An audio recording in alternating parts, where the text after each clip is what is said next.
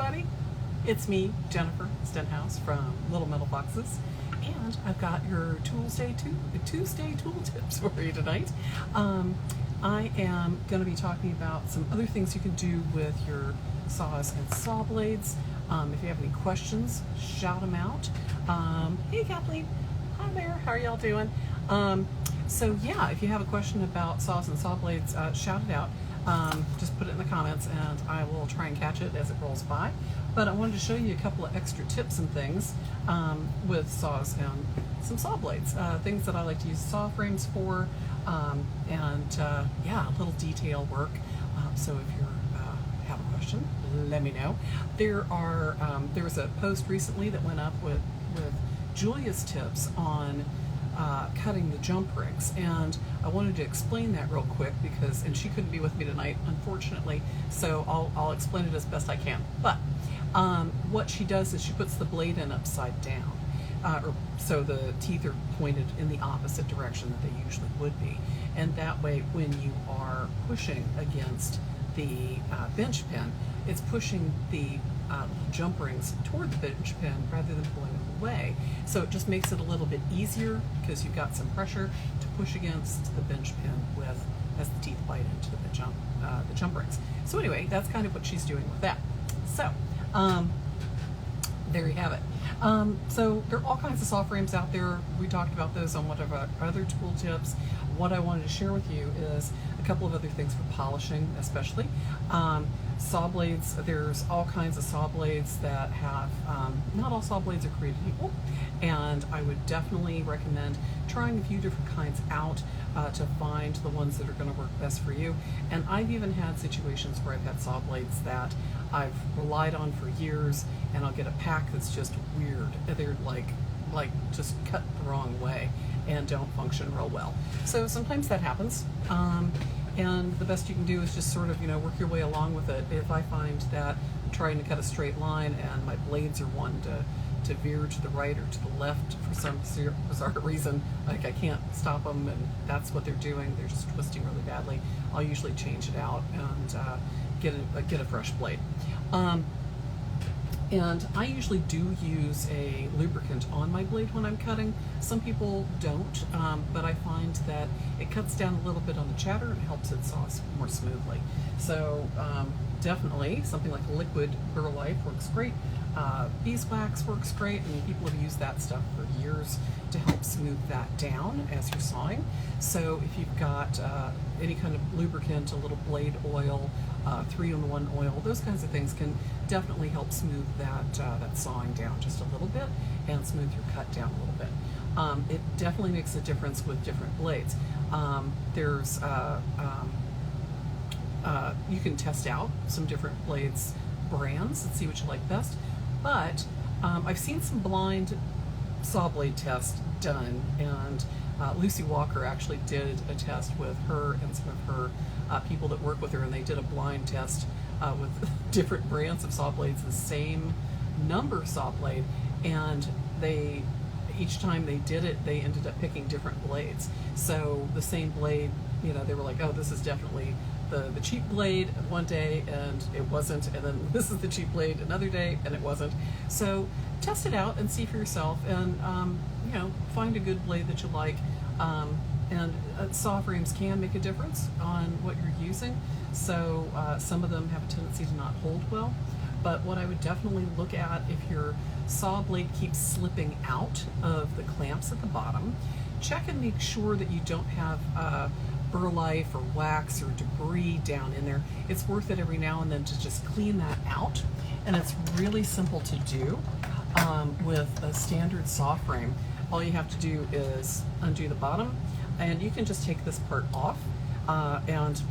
If it's really slick or if it's got a lot of stuff in there, use something that'll clean it and get that grime out, and then put it all back together.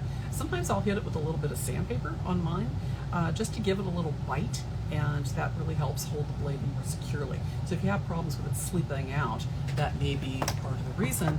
There may be some material trapped in there. Hi Michelle, how are you today? Good to see you, as always. So same is true with like the New Concepts blade, where you can get material trapped down in there, and that can cause your blade to slip out.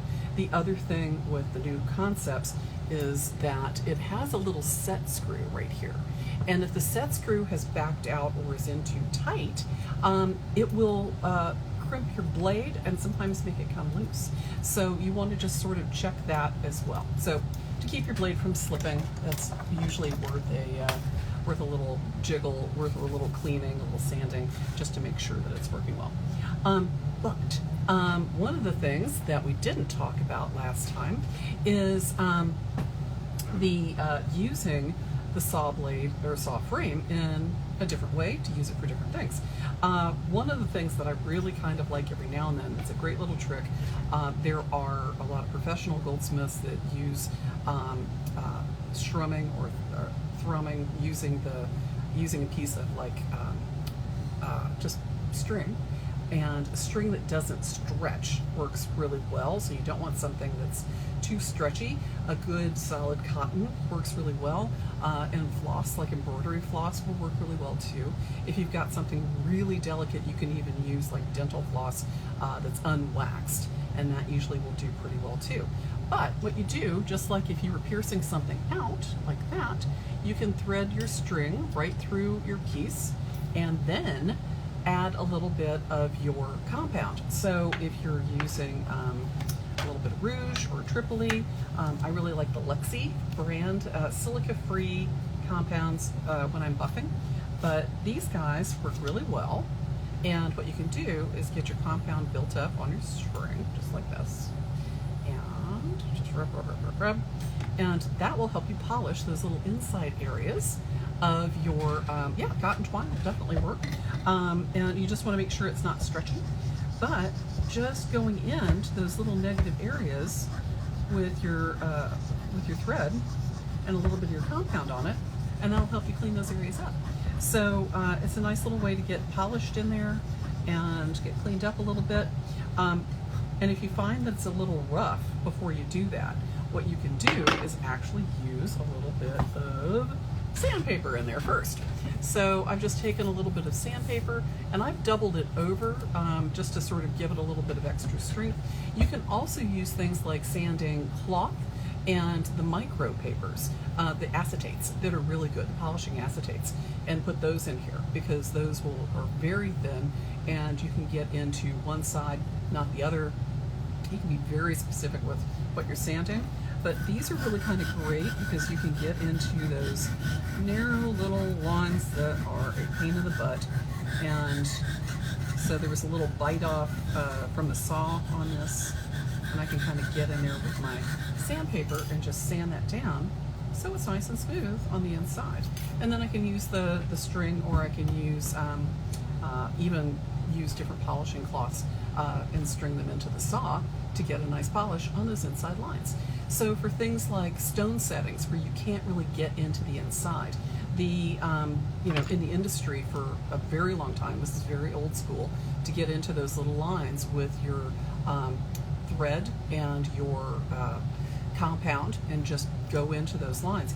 There are people in the industry that actually spend many years apprenticing doing just that, doing those inside little areas with the threads and the compounds and polishing inside. So I would definitely recommend giving that a try. If you've got a little area, it's a little too tight and you just can't get in there with anything to polish it, you can try something like that and see how that works for you. You just want a thread that doesn't stretch, embroidery flosses or something. I like cotton because it has a little bit more grit to it, so for my coarser compounds that would work better, and anything that's softer is going to be better for my polished ones.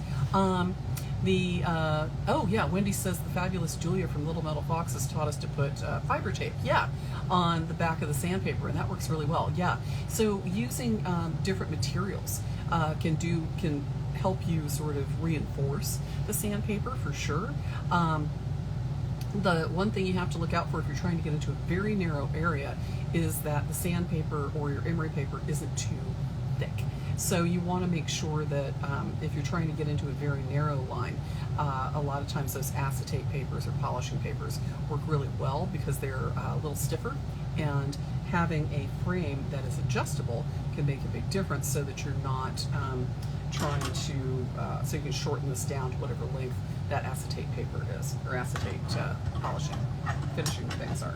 So those work really well for that. So anyway, that's my tip, and I would give that a try, see what you think. I hope you all have a great Thanksgiving, and I am planning on being here in my studio working. Like many of you, I'm sure I've got holiday sale coming up on the 3rd here at Building C in Seattle, so we've got a bunch of artists in the building that are going to have sales going on, so that'll be lots of fun. So I've got to get my jewelry ready, just like a bunch of everybody else out there. So good luck to you with Black Friday and this weekend and your holiday sales.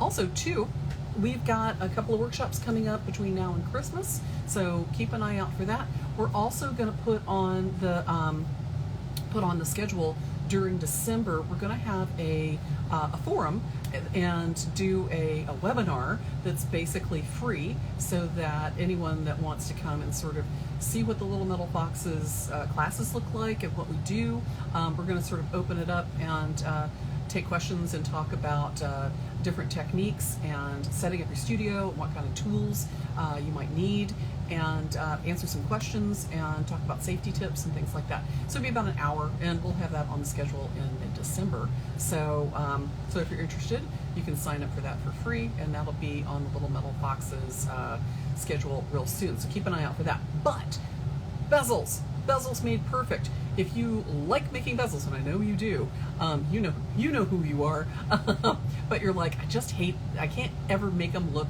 professional, or I can't ever get it finished, or I can't get it pushed down all the way, or I want to use decorative bezels, or I don't have the perfect bezel and I want to find one that works. This is the bezel class for you. Yes, we will be doing the production class again as well after in January. I'm going to be teaching wax carving, and once that's done, we'll be doing the production class again. So yes, Wendy, we would love to see you in there. Do definitely take a look at the bezel class, though, because we're going to talk about gallery wires, and I just got a bunch of great gallery wire in from Jeff that does these great, Jeff Klein, that does these beautiful gallery wires. So we'll talk about that, working with gallery wires, shaping them, making your own bezels, and finishing them in a way that looks professional, and lots of pro tips on bezels. So join me for that. That's going to be December 11th, I think. And Julie's doing a spinner class that day too. So not like riding a bike, but like spinner rings. So that's always fun. Anyway, you all have a wonderful Thanksgiving. Thanks so much for joining us, and we will see you next week. And good luck with any of your holiday sales. We'll see you later. Mwah! Bye, everybody.